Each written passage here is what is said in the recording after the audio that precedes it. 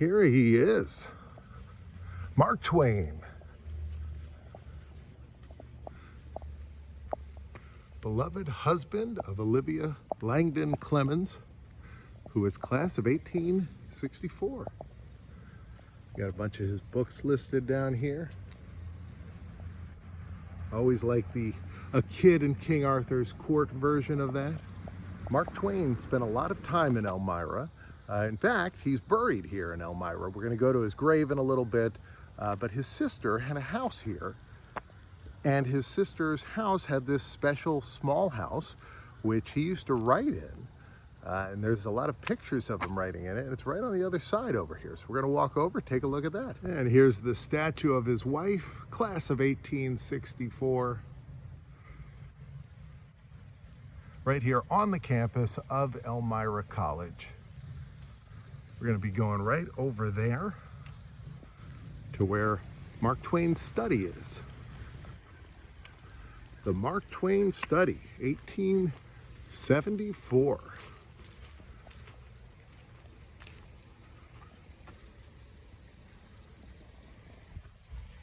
Now this used to be in his sister's backyard, as I mentioned. It was actually way up on a hill. And then after she passed away, they took it and moved it over here to the grounds of the college, and they've taken care of it ever since. Here's a picture of Mark Twain inside. The place is deceptively large inside,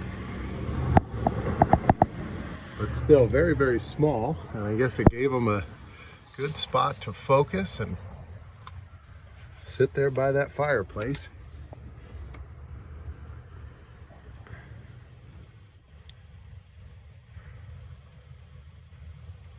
If you look at these bricks right here, there's like one little small stone there and then one stone there. You can see that straight ahead.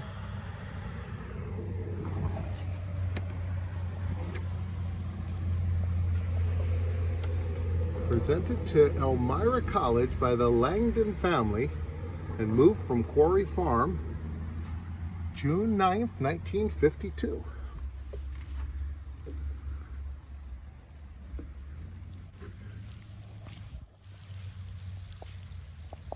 Here's another picture of Mark Twain back when he still had dark hair. I'm used to the white-haired version of him. The one you see in the Disney American Adventure over at Epcot. Don't do that, you might sit on your hat. And here's a picture of him, and you can see all the vines and other stuff growing up there, and he's looking out, telling those kids to get off his lawn. It would have actually been right out this window right here. You see the side of the chimney, so would have been him poking out right here. So you can see this. You see Mark Twain right here. I always liked Mark Twain, and I think part of it is due to the fact that he's got an attraction at Walt Disney World, so I grew up always going and seeing that. And it's a great attraction, by the way. One of the best animatronic shows you can see anywhere in the world. Doesn't have a lot of competition, but it's fantastic. Beautiful version of American history as told through him and Ben Franklin.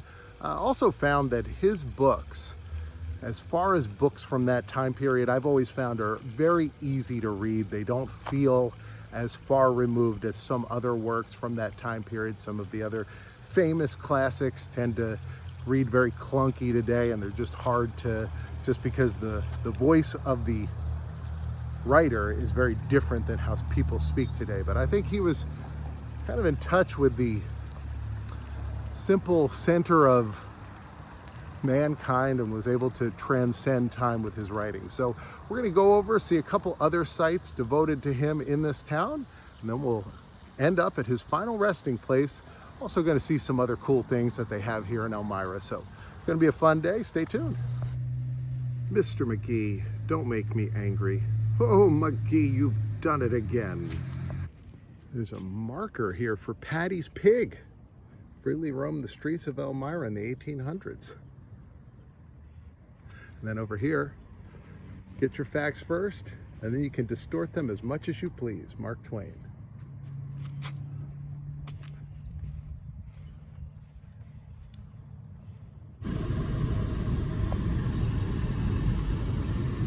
Down the street here and just around the corner from Clemens Center Parkway. Of course, Mark Twain's real name was Samuel Clemens. There's the Mark Twain Motor Inn. A little caricature of him on there. The Motor Inn's over here with beautiful mountains behind it.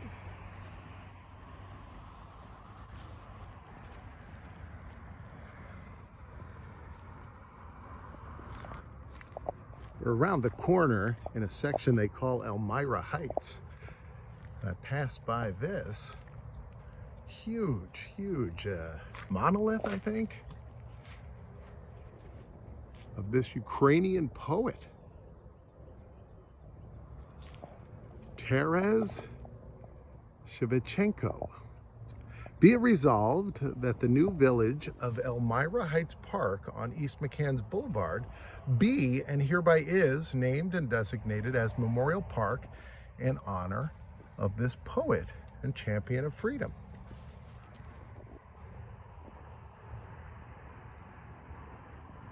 And we're right across the street from a church here with a beautiful mural on top. St. Nicholas Roman Catholic Church.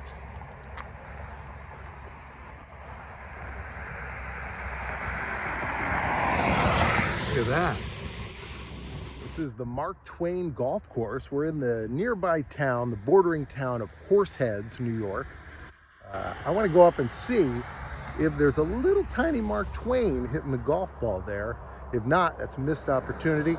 It is right across the street from the Twain Twags. Unfortunately, looks like just your standard duffer up there just teeing off.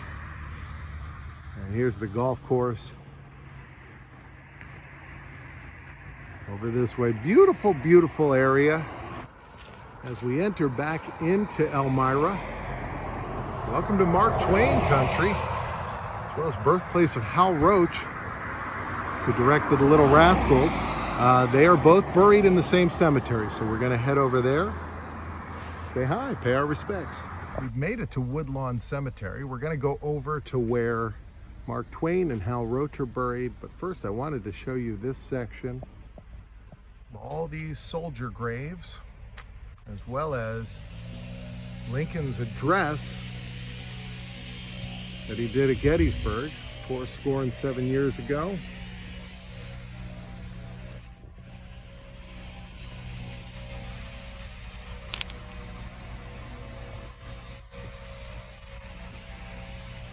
Tree dedicated 1976.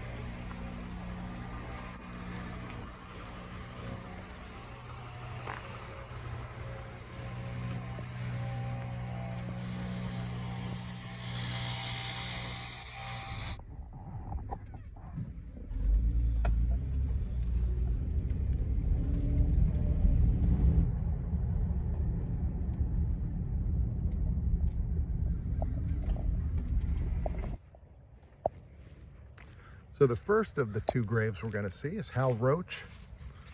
It's down this way. Hal Roach was a producer. He did the R Gang, also known as Little Rascals shorts. He also did Laurel and Hardy films. He had a big motion picture studio in Hollywood and was one of the big names in the early comedy shorts.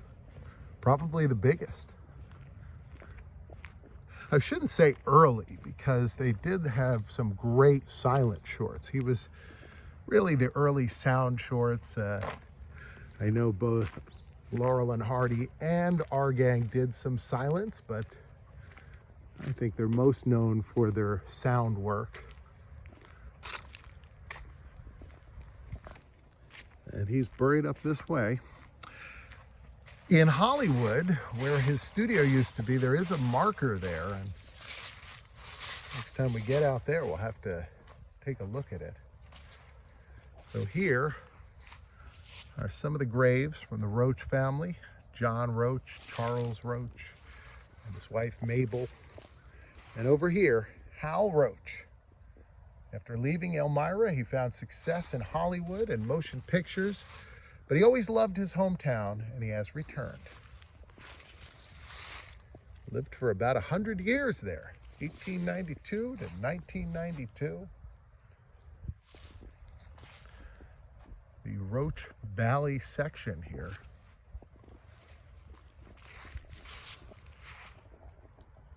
Not a bad spot to spend eternity.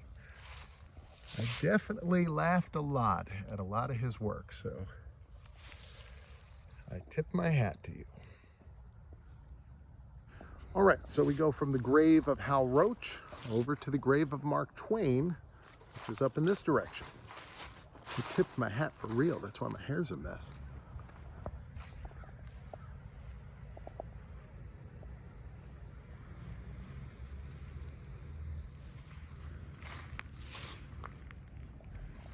It says here, this is Charles and Mary Heller, and the land that became this cemetery was purchased from them, and they've remembered them with the Heller Garden.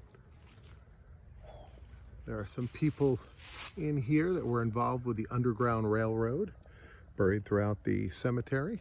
The cemetery has a lot of instructions on how to get places, which I have gone to a lot of cemeteries that have famous people buried in them, and they don't usually do that. So it's nice to see markers and signs like this one up here telling us that Mark Twain will be this way. And here's the marker to the grave of Mark Twain. He died in Reading, Connecticut. He was living there at the time, and he had his beloved book, Carlyle's The French Revolution, A History. Near the book were his glasses.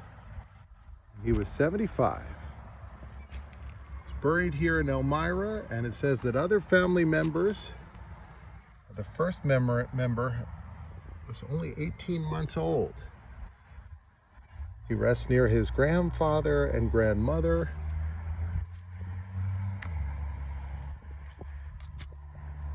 There's a reenactment on the 100th anniversary of his funeral in 2010.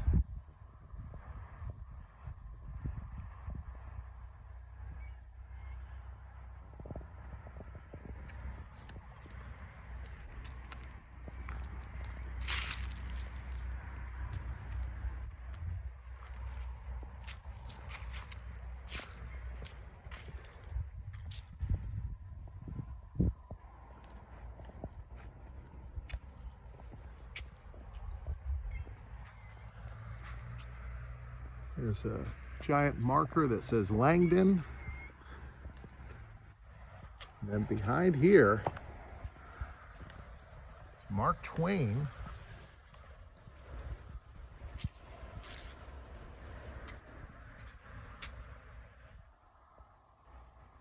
And then I don't know what that means. I don't know who that is.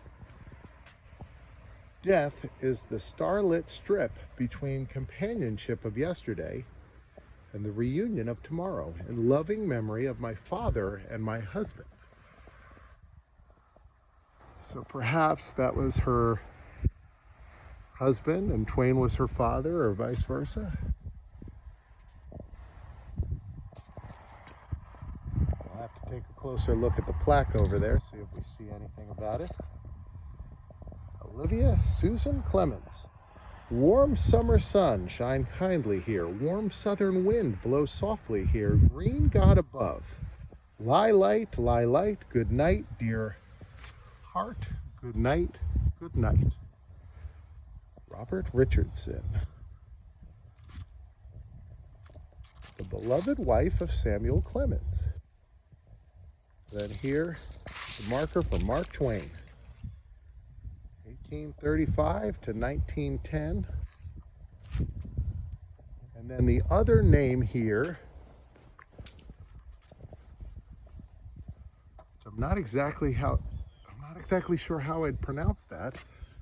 Gabriel Witch. But this name, you can see right down here, Ossip Gabriel Witch. Reflected in his art and his life, the noble beauty of his lofty ideal.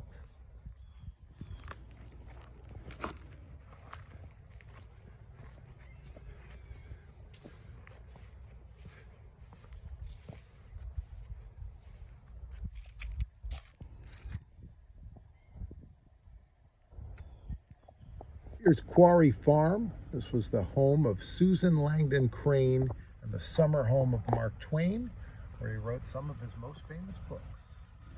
And so this is where that study originally was before it was moved out there to the college.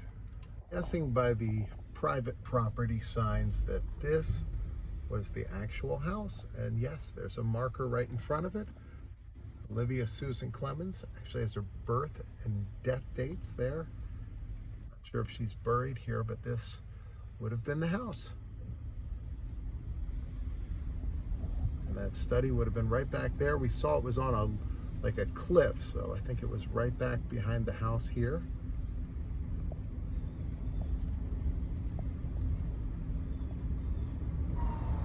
It's not a Mark Twain mural, but write, listen, and read.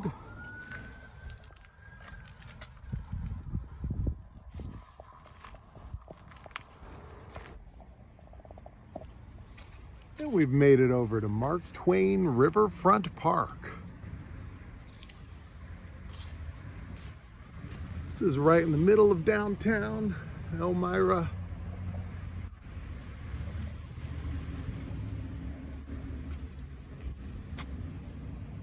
It's a Firestone tire factory over there. A lot of historic buildings this way. Now, just 2 months ago, the city approved a new statue of Mark Twain to be put right here. So hopefully we come back one day, we can see it. Instead of just the empty pedestal. But he'll be looking out at these very old buildings and this big stone with the fish on it.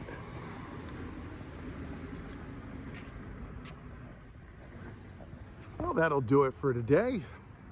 Got to see Mark Twain's grave. Let's see where he wrote. It's fantastic. By the way, look at my shirt today.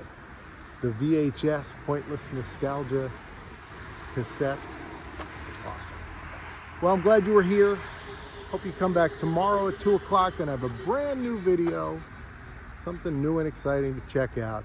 Right now, there's going to be a box here, a box over here, and you can choose either one. So I'm in both.